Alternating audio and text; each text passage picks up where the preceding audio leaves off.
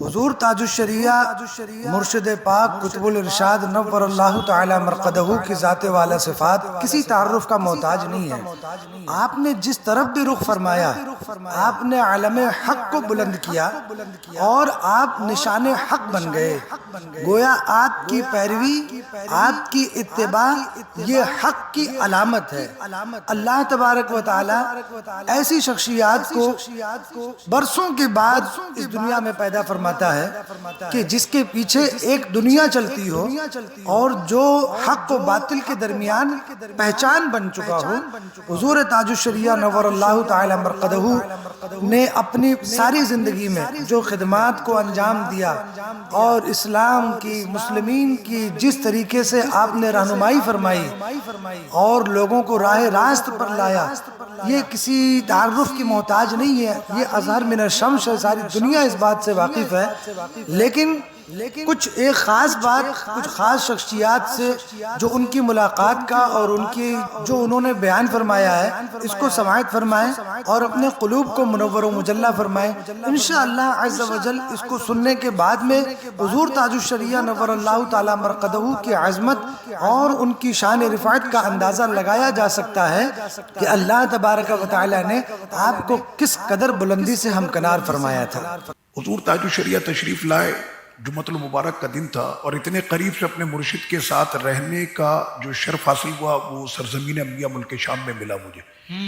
تو 2-3 مرتبہ ایسا ہوا کہ حضرت کی بارگاہ میں میری اہلیہ بھی حضرت سے بیعت ہیں اور وہ ملک شام سے ہیں۔ تو اس وقت تو حضرت کی جو مریدین اور خلفاء کی جو ملک شام میں تعداد ہے وہ سینکڑوں سے بڑھ کر اب ہزاروں میں چلی جائے، اتنے وہاں پر عرب میں لوگ آپ سے مرید بھی اور آپ کے خلفاء بھی۔ تو جمعۃ المبارک کی صبح حضرت تشریف لائے اور جمعرات کے دن میں نے شاہ صاحب وہاں پر ملک شام کے علماء ان کو میں نے دعوت دی جمعرات کو۔ اب اس پروگرام کی دعوت بھی تقریباً 4-5 دن پہلے مجھے ملی ہے۔ تو ایک دن پہلے اگر آپ کسی کو دعوت دیں وہ کہے گا اب تم کو یاد آ رہا ہے۔ وہ بھی شام کو جب مجھے کنفرم ہو گیا کہ حضرت بریلی شریف سے دبئی پہنچ چکے ہیں، تو اس لیے کہ پہلے بھی یہ ہوا تھا کہ دعوت دے دی اور اس کے بعد پھر حضرت کی مصروفیات کے پیش نظر حضرت تشریف نہ لا سکی۔ تو میں نے اس دفعہ یہ سوچا کہ حضرت جب بریلی شریف سے دبئی یا کہیں پہنچ جائیں گے پھر میں دعوت دوں گا۔ تو شام میں ساری چیزیں تیار تھیں، علماء کرام کو دعوت دے دی۔ دوسرے دن اب مجھے یہ تھا کہ ایک دن پہلے دعوت دیا، مفتی دمشق ہیں تو مفتی شام ہیں تو فلاں ہیں تو وہ، اب جنہوں نے ہدایہ شریف کی شرح کی ہے، ہدایہ شریف کی شرح جنہوں نے کی ہے ایسے علماء، شیخ عدنان درویش، اور اسی طرح سے جو اکابر علماء کرام، مجمع شیخ احمد کفتارو کے پرنسپل ڈاکٹر صلاح الدین کفتارو، یہ مفتی اعظم شام کے بیٹے ہیں۔ اس کے علاوہ شیخ عبدالعزیز خطیب حسنی جو ہے ہمیشہ تشریف لاتے ہیں اور ابھی انشاءاللہ 15 جون کو پھر تشریف لا رہے ہیں، 2 ہفتے کے بعد انشاءاللہ حضرت تشریف لا رہے ہیں۔ تو یہ اکابر علماء کرام، شاہ صاحب وہاں پر ایک خاندان ہے اور اس خاندان کے علماء کو یہ جو ہے ملکہ حاصل ہے کہ وہ انصاب کا علم رکھتے ہیں ماشاءاللہ۔ تو وہ انصاب کا علم رکھنے والے جیسے آل کتانی کہ جن کے دادا کا جو تقریر ہے دادا کی سیدنا شیخ جعفر علی الکتانی، الدولت المکیہ بالمادۃ الغیبیہ پر ان کی تقریر ہے، تو ان کے خاندان کے جو پڑ پوتے ہیں ابو الخیر محمد علی کتانی وہ بھی موجود تھے وہاں پر۔ تو یہ سارے علماء کرام اس دن وہاں پر تشریف لائے، تو مجھے بڑی حیرت ہوئی کہ اتنی جو ہے وہ کم وقت میں اور اتنے علماء کرام کا آ جانا۔ جو کاؤنٹنگ ہم نے کی تھی وہ تقریباً 114 علماء کرام، مفسر، محدث، فقہا، اور یہ میں ان علماء کی بات کر رہا ہوں کہ جیسے حضرت نے فرمایا نا مفتی صاحب نے کہ علم میراث، علم فرائض جو ہے وہ آدھا علم ہے، تو وہاں پر ایسے علماء موجود تھے کہ جن کے علم فرائض میراث پر لکھی ہوئی کتابیں دنیا کی یونیورسٹیوں میں ٹرانسلیٹ کرا کے پڑھائی جاتی ہیں، وہ علماء وہاں پر موجود تھے۔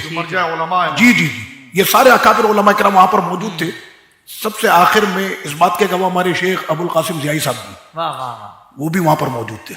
تو اچھا وہ تو ہے نا، میں نے جو آیت پڑھی کہ اللہ ان کی محبت لوگوں کے دلوں میں ڈال دیتا ہے۔ حضرت تشریف لائے تو میں نے اجازت لی تھی وہاں پر گورنمنٹ سے کہ ہمیں ایئرپورٹ کا جو ایک ہوتا ہے VIP روم ہوتا ہے تو اس کے لیے اجازت یہ ملی تھی کہ میں دمشق سے میں آؤں گا اندر اور وہاں سے صرف میرے مرشد تشریف لائیں گے. ٹھیک ہے. تو جس کو وی آئی پی لانچ کہتے ہیں. تو انہوں نے وی آئی پی لانچ نہیں بلکہ ہمیں وہ لانچ دیا جو ان کے پریسیڈنٹ کے لیے تھا. اچھا. میں آپ کو حقیقت بتا رہا ہوں, میں نے تو وی آئی پی لانچ کے لیے بات کی تھی, لیکن جب میں وہاں پہنچا تو پتا چلا کہ نہیں جناب پریسیڈنٹ صاحب والا جو روم ہے وہ حضرت کے لیے تھا. واہ واہ واہ. یہاں سے حضرت کے لیے جو دمشق میں طلبہ تھے اور علماء تھے تو تقریباً کوئی 50 سے 60 یہاں سے اندر داخل ہوئے ایئرپورٹ میں, اور وہاں سے حضرت کے ساتھ جو پورا وفد آیا تھا وہ بھی اسی کمرے میں. لگ ایسا رہا تھا کہ یہ دمشق ایئرپورٹ میرے مرشد کی جاگیر ہے. بھائی کیا کہنے. واہ. بالکل ایسے ہی یہ منظر جو میں بیان کر رہا ہوں یہ اس کے متعدد گواہ. اس کے بعد وہاں پر ایک معاملہ یہ ہوا کہ لنکا کا ایک شخص تھا جس کو ہم سری لنکا کہتے ہیں, وہ پیچھے پڑا ہوا ہے مجھ کو آنا ہے مجھ کو آنا ہے. میں جب بھی پاسپورٹ اس کا دوں ویزے کے لیے وہ اس کو ریفیوز کر دیں. اس نے پھر ٹکٹ کوئی ایسا بنایا کہ میں یہاں آؤں گا, اگر آنے دیا تو ٹھیک ہے, نہیں تو پھر میں یہیں سے واپس ہو کے دبئی اور دبئی سے میں چلا جاؤں گا. تو وہ میرے پاس آیا, آ کر مجھے کہنے لگا عامر صاحب آپ میرے جی, اور رونے لگا. میں نے اپنے مرشد کے ساتھ ملک شام کی زیارت کرنی ہے. تو میں نے کہا ٹھیک ہے حضرت سے عرض کرو. اب وہ حضرت کے قدموں میں بیٹھ کر کہتا ہے کہ حضرت آپ کہنا عامر بھائی کو میرا ویزا لگوا دیں. 2 مرتبہ میں اس ویزے کو امیگریشن میں دے چکا ہوں, دونوں مرتبہ ریفیوز ہوا ہے کہ ہم نہیں دے سکتے اس کو ویزا. جمعے کا دن ہے, ایئرپورٹ پر کوئی بھی بڑا افسر نہیں ہے جس کے پاس اتھارٹی ہو. حضرت نے فرمایا کہ عامر صاحب, عامر اس طرح سے کچھ, ہاں عامر جائیے اور جا کر ان کا ویزا لگوا دیں. تو میں لے کر گیا تو وہاں پر کلرک بیٹھا ہوا ہے جس کے پاس اتھارٹی بھی نہیں ہے. اس کو میں نے پاسپورٹ دیا, اس نے اسٹیمپ لگائی, انٹری کی, نیچے عربی میں لکھ دیا 4 دن کی اجازت ہے, کیونکہ حضور کا وہاں پر قیام 4 دن کا تھا. اللہ اکبر. میں وہاں سے واپس آیا تو حضرت نے فرمایا ہو گیا. میں نے جی حضور ہو گیا کام. اچھا یہ صبح میں حضرت تشریف لائے. کلرک کو پتا تھی کہ حضرت کا بھی 4 دن کا قیام ہے؟ نہیں اس کو نہیں پتا, کچھ نہیں پتا, اس کو تھوڑی پتا ہے. واہ واہ واہ واہ.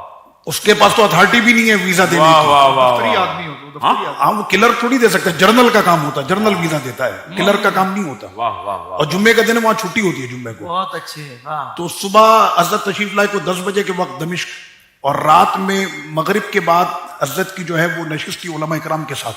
تو 114 کے قریب میں نے بتایا نا کہ آپ کو علماء اکرام. آخر میں تشریف لائے مفتی دمشق, فقہ حنفی کے بہت بڑے عالم مفتی دمشق ڈاکٹر عبدالفتاح البزم. ڈاکٹر عبدالفتاح البزم, میں نے شاہ صاحب ایسے روب والا شخص میں نے نہیں دیکھا. یعنی علماء اکرام کے اندر جو روب ہے ان کا, اور ان کا انٹرنیشنل یونیورسٹی ہے مجمع الفتح الاسلامی کے نام سے. تو ہمارے یہ جتنے بھی شامی آپ کو پاکستان میں نظر آتے ہیں, ہندوستان میں نظر آتے ہیں, جن کے نام کے ساتھ شامی لگتا ہے, یہ سارے اسی ادارے کے پڑھے ہوئے ہیں. صحیح. تو انہوں نے مجھے فون کیا. پہلی بات تو یہ ہے کہ یہ ان کی بارگاہ میں شاید توہین ہی ہوگا کہ 1 دن پہلے میں نے ان کو دعوت دی ہے. انہوں نے مجھے مغرب کا فون کیا اور فرمایا کہ مرشد آ گئے آپ کے. میں نے جی حضرت تشریف لے آئے.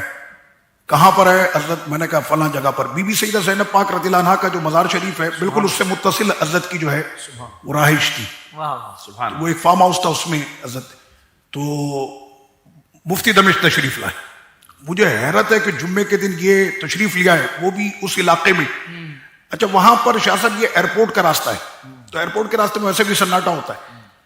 تو حضرت کی آمد سے ایک شخصیت کو تو آپ بھی جانتے ہیں, شیخ سید صباح, جو سیدنا امام موسیٰ کاظم رضی اللہ عنہ کے مزار شریف اور آپ کے خاندان سے ہیں, اور بغداد شریف میں جو آپ کے امام ابو یوسف رضی اللہ عنہ کے مزار شریف کی متولی شیخ سید صباح جی.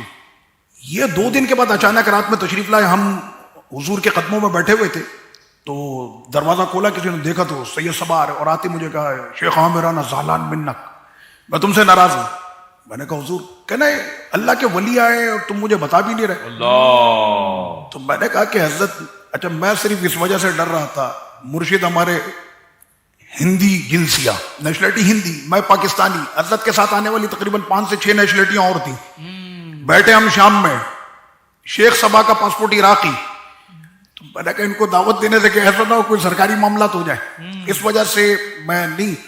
تو وہ فرمانے لگے کہ مجھے کسی نے دعوت نہیں دی ہے, میں یہاں سے گزر رہا تھا, رات یہاں پر اتنی اندھیرا ہوتا ہے, وہ فارم ہاؤس کا علاقہ ہے, تو وہاں پر کتنا اندھیرا ہوتا ہے فارم ہاؤس کے ایریے جو. تو کہنا میں یہاں سے گزر رہا تھا تو میں نے دیکھا کہ آسمان سے کوئی نور کی ایسے بارش ہو رہی ہے اس گھر پہ. اللہ. تو وہ نور کی بارش دیکھ کر میرے دل نے کہا کہ مانو نہ مانو یہاں پر کوئی اللہ کا ولی آیا ہوا ہے. میں یہ دیکھنے کے لیے آیا ہوں, مجھے نہیں پتا تھا کہ حضور تاج الشریعہ یہاں تشریف لائے. ہائے ہائے ہائے ہائے. تو حضرت کی وہاں پر جو گفتگو رہی, پھر وہ سارے علماء کرام وہاں پر موجود تھے. مفتی دمشق جب تشریف لائے تو ایک طرف میں اور ایک طرف شیخ ابو القاسم بھائی, ہم دونوں ایسے چل رہے تھے. تو حضرت ایسے صوفے پر جلوہ گر تھی اور گفتگو حضرت کی علماء کرام سے چل رہی تھی, سوال جواب کا سلسلہ چل رہا تھا. اور میں بھی ایک اس پر بات بتاؤں گا کہ حضور سے سوال جواب کا سلسلہ ہوتا کیسے. تو حضرت ایسے تھے, تو یہاں پر وہ کھدرا سا فرش ہے. تو مفتی دمشق کے بڑے بڑے شام کے علماء کرام وہ اتنا جھک جھک کے ان سے ہاتھ چومتے ہیں. تو آج میں نے پہلی مرتبہ دیکھا تھا زندگی میں, اپنی پہلی مرتبہ, کہ مفتی دمشق کہ جن کا جبہ اور قبہ بھی جو ہوتا ہے وہ ہزاروں لاکھوں کا ہوتا ہے, تو اپنے اس کھدرے فرش پر گھٹنوں کو ٹیک کر میرے مرشد کے ہاتھ چوم رہے تھے. یہ میں نے دیکھا. یعنی ابھی کوئی وہی والی بات ہے, سیجعل لهم الرحمن ودا, اللہ تعالیٰ ان کے روب کو, ان کی محبت کو لوگوں کے دلوں میں ڈال دیتا ہے. حضور تاج الشریعہ میرے مرشد کریم نے پھر وہاں پر گفتگو کے بعد آخر میں حضرت نے اپنا ایک کلام پڑھا, اللہ اللہ اللہ مالی رب اللہ. اس کا آخری جو مقطع ہے شاہ صاحب, اس میں ہے ھذا اختر ادناکم ربی احسن مثواہ. تو جیسی حضرت نے فرمایا نا ھذا اختر ادناکم, کہ یہ ادنا تیرا اختر, تو جیسی آپ نے یہ کہا نا, تو قبلہ فضیلت الشیخ ڈاکٹر عبدالعزیز خطیب سامنے موجود تھے. انہوں نے فرمایا یا اختر انت لست ادنا بل انت تاج راسینا, کہ آپ ادنا نہیں, آپ تو یہ موجود سارے علماء کے سروں کے تاج ہیں. تو یہ نسبت جو ہوئی تاج الشریعہ کی, یعنی یہ تو ہمارے یہاں رہی, لیکن وہاں پر عرب نے بھی کہا کہ آپ ہمارے سروں کے تاج ہیں. اچھا, ایک بات جو شاہ صاحب نے, مفتی صاحب نے فرمائی کہ حضرت کی حافظہ اور یہ ساری چیزیں, طلبہ کا ایک بہت بڑا وفد آیا ہوا ہے وہاں پر, ٹائم لیتے تھے. اچھا, دمشق کی بات ہو, ٹھیک ہے. اب اتنے بڑے بڑے علماء کرام, مفتی دمشق اور یہ جو ایک مرتبہ مل لیتا, یعنی جن سے مجھے خواہش ہوتی کہ یار یہ میرا فون اٹھا لے تو میرے لیے شرف ہے, وہ مجھ کو فون کرتے ہیں. آپ کے مرشد سے 5 منٹ کی ملاقات کا کل کوئی ٹائم مل سکتا ہے؟ یہ میں آپ کو حقیقت بتا رہا ہوں. اچھا, یہ تو رہا سلسلہ. اس کے بعد پھر یہ کہ طلبہ اکرام کے ساتھ حضرت کی ایک نشست تھی, تقریباً 40 سے 45 ملک کے طلبہ تھے وہاں پر. حضرت سے اگر انگریزی میں سوال ہو تو جواب انگریزی میں, حضرت سے عربی میں سوال ہو تو عربی میں, 2 زبانوں پہ بات چیت چل رہی تھی, عربی اور انگریزی. شیخ ابو الہدیٰ یعقوبی بہت بڑا نام ہے, سید سادات ہیں, بہت بڑا نام ہے. مغرب سے آپ کا تعلق ہے, موروکو سے, اور شیخ ابو الہدیٰ یعقوبی کا پورے عرب میں بہت بڑا نام ہے. تو حضرت ان سے ملاقات کے لیے ان کے یہاں تشریف لے گئے تھے, اور ابھی تک ان کے جتنے بھی مسائل ہوتے ہیں بڑے بڑے اہم مسئلے کے, جس کے اندر علماء شام سے بھی شاید ان کو اطمینان نہ ہو, تو حضور تاج الشریعہ سے پھر ان کو اطمینان ہوتا ہے. اللہم صلی اللہ. شیخ ابو الہدیٰ یعقوبی کی میں بات کر رہا ہوں. تو شیخ ابو الہدیٰ یعقوبی صاحب سے جب گفتگو حضرت فرما رہے تھے تو میں وہی قدموں میں بیٹھا ہوا تھا حضرت کے. تو ایسے حضرت انگریزی بول رہے ہیں کہ جیسے کوئی واقعی میں ہندوستان میں نہیں, کوئی بریطانیہ میں ولادت ہوئی ہو, ایسے ٹون کے ساتھ, پورے لہجے کے ساتھ حضرت جو ہے وہ انگریزی بالکل پورا اس میں حضرت کی گفتگو ہو رہی ہے, پروناؤنس بھی اور پورا کوئی واقعی میں کوئی وہاں کا جو بون ہے وہی بات. جی جی بالکل بالکل وہی لہجے, اس کی لہجے, بالکل اسی لہجے. یہاں تک کہ شیخ عبد الرزاق حلبی, سبحان اللہ, ان کو ثانی امام ابو حنیفہ کہا جاتا ہے, تو ان سے ملاقات کے لیے بھی حضرت تشریف لے گئے تھے. تو 1 گھنٹے شیخ عبد الرزاق حلبی اور ادھر حضور تاج الشریعہ. اچھا, یہ ایک بات میں یہاں پر ضمن عرض کر دوں کہ شیخ عبد الرزاق حلبی, اس لیے سننے والے دیکھنے والے مجھے سن بھی رہے دیکھ بھی رہے, شیخ عبد الرزاق حلبی حنفیوں کے اتنے بڑے فقی مانے جاتے ہیں دمشق میں, کہ دمشق کی جو سب سے بڑی مسجد ہے اموی, آپ اس مسجد کے نہ صرف امام رہے, خطیب رہے, بلکہ آپ اس مسجد کے چابی بردار, کنجی بردار آپ رہے. وصال ہوگی آپ کا. اس وقت ملک شام میں اکابر جو علماء کرام ہیں, چاہے مفتی دمشق ہو, مفتی اعظم ہو, فلاں, یہ سارے کہیں نہ کہیں سے شاگرد ہیں آپ کے, اور اتنے بڑے عاشق رسول کے بیٹھے بیٹھے میلاد شریف شروع کر دیں. واہ. لیکن پاکستان کے ہوشیار پہنچتے ہیں شیخ عبد الرزاق حلبی کی بارگاہ میں, وہ کہ جن کے یہاں پر میلاد شریف جن کو ہضم نہیں ہوتا, اور میلاد شریف کا نام بھی ہضم نہیں ہوتا. میں نے ایسوں کو دیکھا کراچی سے کہ وہ شیخ عبد الرزاق حلبی کی نشست میں کھڑے ہو کر سلام پڑھ لیتے. اللہ اکبر. اور پھر وہ یہ کہتے ہیں کہ شیخ عبد الرزاق حلبی کی جوتیاں اٹھانا ہمارے لیے شرف کی بات ہے. تو الحمدللہ جب میرے مرشد تشریف لائے تو شیخ عبد الرزاق حلبی بھی خاموش، ادھر مرشد کریم بھی، دونوں ایسے تخت پر جو ہے جلوگر ہیں، اور نیچے مفتی دمشق بیٹھے ہوئے ہیں، اللہ اکبر، مفسر قرآن بیٹھے ہوئے ہیں، اللہ شارع ہدایہ شریف وہ نیچے بیٹھے ہوئے ہیں. اللہ. کیا کہنے. ہم لوگ ایسے نیچے بیٹھے ہوئے تھے، 1-1.25 گھنٹے تک دونوں بزرگ خاموش بیٹھے رہے. کیا گفتگو ہوئی ہمیں نہیں پتا، لیکن گفتگو ہوئی ضرور تھی، اللہ اکبر. لیکن یہ دلوں کی گفتگو تھی. اللہ اکبر. اور حضور تاج الشریعہ کے جب ملک شام سے آپ تشریف لے گئے، مجھے حضرت نے بڑی دعائیں دی، اور میں تو کہتا ہوں یہ میرے مرشد کی دعاؤں کا صدقہ ہے کہ اس وقت میرے بچے اور پورے پاکستان کے بچے اس وقت بھی دمشق میں تعلیم حاصل کر رہے ہیں. واہ واہ واہ. یعنی ہمارے تقریباً 36 بچے ملک شام میں زیر تعلیم ہیں ماشاء اس وقت بھی. میرا بیٹا پڑھ رہا ہے، اس کے علاوہ پاکستان کے اکابر علماء کرام کے صاحبزادے وہ وہاں پر پڑھ رہے ہیں. اور ساتھ میں یہ بھی عرض کر دوں کہ 1 جون کو پورے پاکستان سے علماء کرام کا وفد، تقریباً 28 علماء کرام ہے پورے پاکستان سے کہ جو دمشق جا رہے ہیں. یہ سارا فیضان میرے مرشد کا ہے. واہ واہ واہ. وہ طلبہ کی جو بات تھی، وہاں پر سوالات کا سلسلہ شروع ہوا تو میں نے دیکھا روس کے کچھ طلبہ تھے نا ایسے سائیڈ میں کھڑے ہوئے تھے، تو وہ سائیڈ میں کھڑے ہوئے اور بڑے عجیب سے نا اسٹائل سے وہ ایسے حضرت کی طرف دیکھ رہے ہیں. میں نے کہا یہ حضرت کو اس انداز میں دیکھ رہے ہیں. سبحان اللہ. تو وہاں پر ایک تھے موروکو کے. اچھا وہ موروکو والا جو تھا وہ ہمارے عقیدے کا نہیں ہے. اس نے آ کر وہاں پر کی کوئی خباثت، سوال بھیجا حضور تاج الشریعہ کی بارگاہ میں. شاہ صاحب آپ دیکھیں کہ حضرت ایک تو ہے نا علم، یاد دہانی، ذاکرہ، قوت حافظہ، یہ ساری چیزیں، معاملہ فہمی، کیا بات ہے. کہ کس وقت میں کیسی گفتگو کرنی. واہ واہ. تو اس وقت میں کیا ہوا کہ حضرت کی بارگاہ میں سوال یہ آیا کہ ابن تیمیہ کے بارے میں آپ کی کیا رائے ہے. اب ہم میں سے آپ کو کسی کو بھی ملے ابن تیمیہ کے بارے میں کیا رائے ہے تو پھر ہم اپنے اپنے مزاج سے ہم گفتگو کریں گے. عرب کے اندر ابن تیمیہ کا ایک بڑا نام بنایا ہوا ہے، اس کو شیخ الاسلام کہتے ہیں.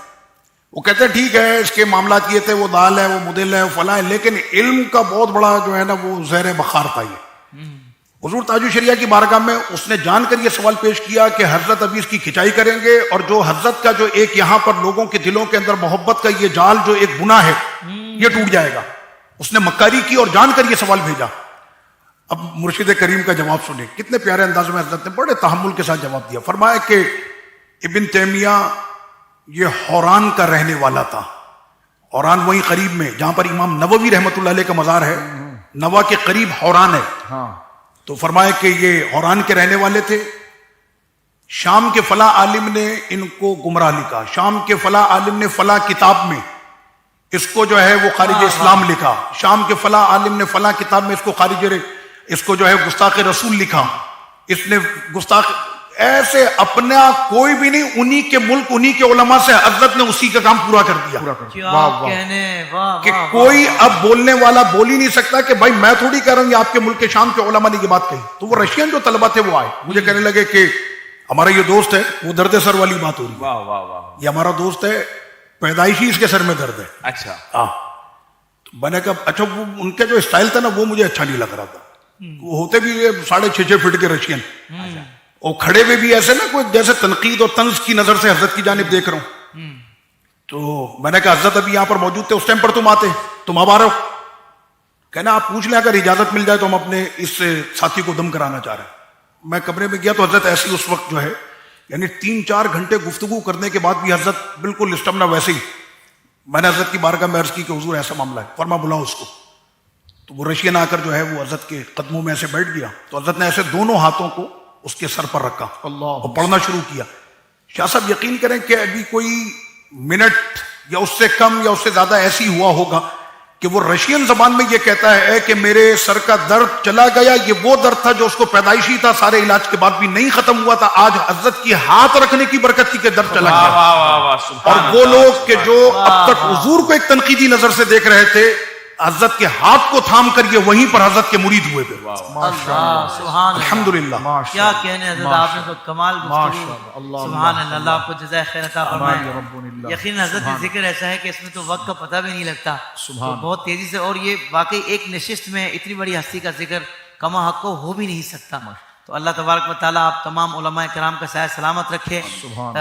مفتی اعظم کا ذرہ کیا بنا اختر رضا، ماہ و انجم میں کوئی پھر دوسرا اختر نہیں.